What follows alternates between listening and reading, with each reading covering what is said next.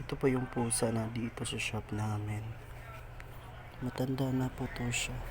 11 years na po ako dito pero andito pa rin siya. Pagpasok ko dito ng 2012. Maliit pa to siya. Pero ngayon tingnan nyo siya, nangihina na. Matanda na kasi. Oh. Matanda na po siya.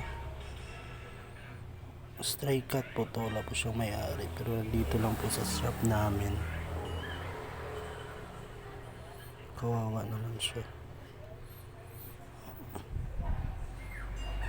Maraming beses na to tinapunan ng mainit na tubig, nalalapnos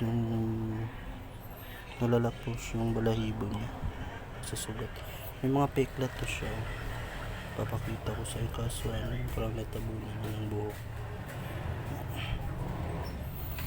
Sobrang tanda na po niya, 11 years old na po to. Tingnan nyo, nangihina na siya. Dito na lang siya lagi nakatambay pag gabi.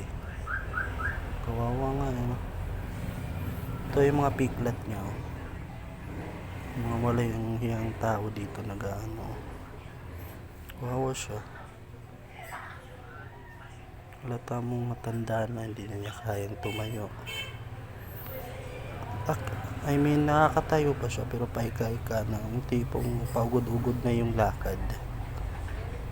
Kawawa nga siya. Ang bait nito, sobra.